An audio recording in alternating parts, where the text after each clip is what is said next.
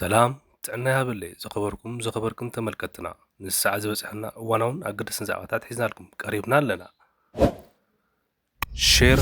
ላይክ ሳብስክራይብ ክትገብሩ ብክብሪ እናዓደምና ድሕርዛ መሰጋጋይ ርእስተ ዜናን ዝርዝር ዜናን ሒዝናልኩም ቀርብ ኢና ብፈለምታ ኣርእስተ ዜና ህወሓት ኣብ ልዕሊ ፌደራል መንግስቲ ክስ ቀሪቡ ብዝርዝር ክንሪኦ ኢና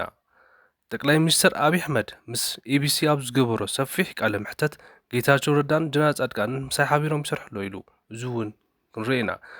ኣብ ኣዲስ ኣበባ ኣብ መንጎ ወላይታ ድቻን ሲዳማ ቡናን ኣብ ዝነበረ ጨዋታ ደገፍትን ጸጥታ ሓይልን ተጓኒጾም ብውሕድ ሓደ ሰብ ሞይቱ ተባሂሉ ክቡራት ተኸታተልትና ኣብ መጨረሻ ድማ ዜና ስፖርት ኣለና ትማሊ ጋንታ ፖርቹጋል ምስ ስፔን ዝነበራ ናይ ኔሽን ሊግ ዋንጫ በቲ ታሪኻውን ብሉፁን ተዓዋታይ ዓለምና ክርስቲያን ሮናልዶ ናተመርሐት መበል ካልኣይ ግዜ ሻምፒዮን ኮይና ሕዚ ድማ ናብ ዝርዝሮም ውድብ ህዝባዊ ወያነ ሓርነት ትግራይ ትማሊ ዕለት 1 ወርሒ 2017 ዓ.ም እዋናዊ ዛዕባ መሰረት ብምግባር መግለፂ ኣውፅኣ ኣላ ህወሓት ካብ ትስፍሕ ዝበለ መግለፂ ኣብ ብዛዕባ ተመዛበልቲ ኣብ ዝገለፀትሉ ናብ ሸራሮ ብዙሕ ዝበሉ ሓደሽቲ ተመዛበልቲ ናብ ማዕቆቢ ይኣትዉ ከም ዘለውን ስቃይ ህዝብና ይቅፅል ከም ዘሎን ብምባል ገሊፃ ኣላ ብምቅጻል ድማ ሕዚ ኣብ ትግራይ ወላቲ ኩናት ደው እንተበለ ጆኖሳይድ ይቅጽል ከም ዘሎ ነዚ ድማ ህወሓት ከም ፓርቲ ዘለዎ ሓላፍነት ሃላውን ህዝቢ ትግራይ ምሕላው ግዛኣታት ትግራይ ምምላስን ከም ዝኾነ ወሲኻ ሓቢራ ኣላ ነዚ እውን ምስ ህዝባ ኮይና ከም ትገብሮ ኣትሪራ ገሊጻ ኣላ ኣብ መወዳእታ ድማ ውድብ ህዝባዊ ወያነ ሓርነት ትግራይ ፌደራል መንግስቲ ፕሪቶሪያ ስምምዕ መሰረት ወረርቲ ሓይሊ ካብ ግዛኣታት ትግራይ ክወፁ ዋላ ቃል እንተኣተወ እስካብ ሕዚ ነዚኦም ከውፅኦም ከም ዘይከኣልን ይግዳስ ክጠናኸሩ ይግብር ከም ዘሎ ወሲኹ ከሲሱ ኣሎ በዚ መሰረት ድማ ኣብዞም ከባቢታት ዘለዎ ወገናትና ኣዳሞትን ጥሜትን ይኾኑ ከም ዘለዉ ትማሊ ንቻምፒየንስ ሊግ ስዒርካ ምሕላፍ ኣብ መንጎ ወላይታ ድቻን ሲዳማ ቡናን ጨዋታ ንምርኣይ ዝተዓዶም ደገፍቲ ምስ ጸጥታ ሓይሊ ፌደራል ብዝተፈጠረ ረብሻ እስካብ ሕዚ ሓደ ሰብ ከም ዝሞተን ብዙሕ ዝበሉ ደገፍቲ ከም ዝቆሰሉን ከምኡ ድማ ናይ ሞት ቁፅሪ ክውሰኽ ከም ዝኽእል እናተገለጸ እዩ ሓደ ምንጭታትና ከም ዝገለጽዎ እቲ ግጭት ብዝተፈጠረ ጸጥታ ሓይሊ ፌደራል ንክልቲኦም ደገፍቲ ማዕረ ቦታ ኣብ ክንዲ ምሃብ ብበዝሒ ናይ ሲዳማ ቡና ደገፍቲ ናብቲ ስቴድየም ከኣቱ ብምግባር ደገፍቲ ወላይታ ድቻ ድማ ቦታ ይብልናን ብምባሎም እቲ ግጭት ከም ዝተላዕለ ተሓቢሩ ኣሎ ድሕሪ ድማ እቶም ደገፍቲ ንተገዛዝኣ ብምቋም ባነራትን ጭራሕታት ብምሓዝ ናብ ኣደባባይ ብምውፃእ ብምቋሞም ፌደራል መንግስቲ ድማ ነዚ ንምዝሓል ሓይልን ተኩስን ብምጥቃሙ እቶም ደገፍቲ ግዳይ ሞትን መቁሰልትን ከም ዝኾኑ ተገሊጹ ኣሎ ሓደ ተሓለቕቲ ሰብኣዊ መሰላት ድማ ነዚ ተግባር ብትሪ ይቃወሙ ኣሎ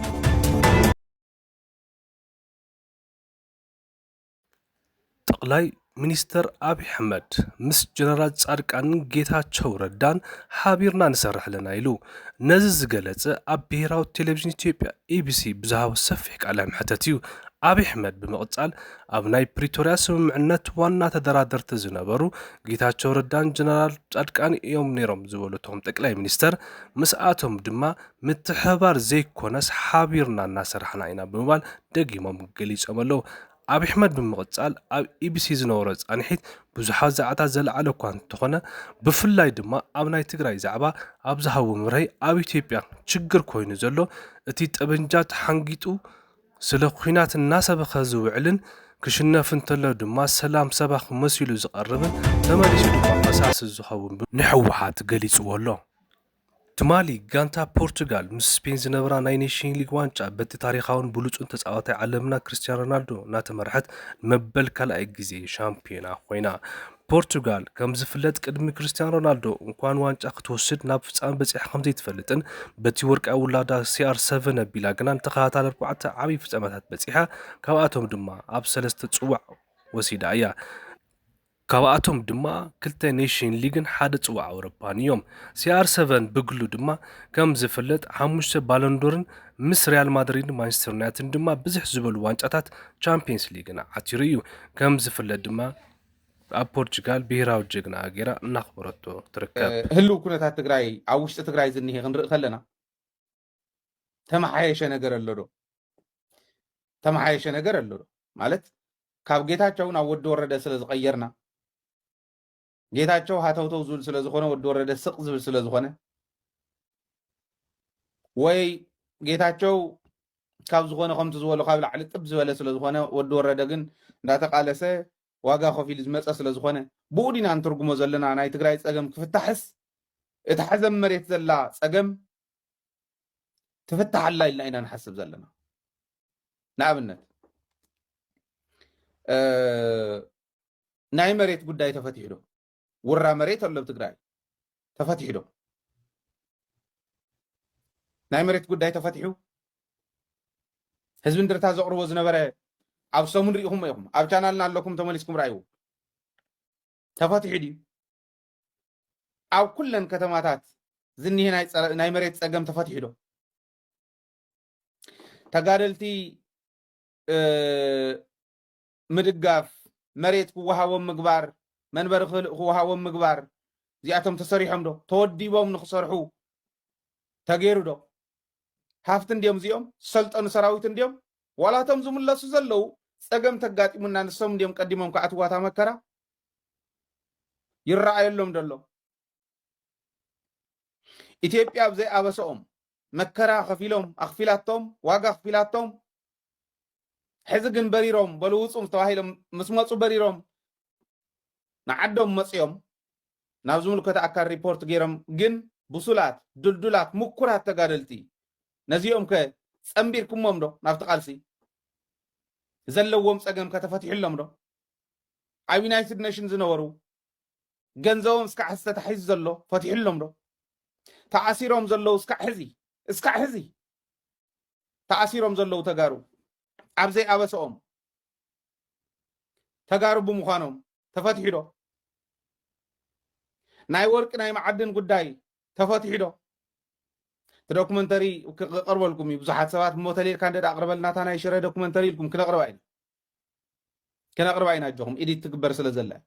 ተፈቲሑ ድኒ ካብ ገጠር እናተሸከምካ ሓመድ ኣብ ከተማ ይሕፀብን ዘሎ ተፈቲሖም ደዚኦም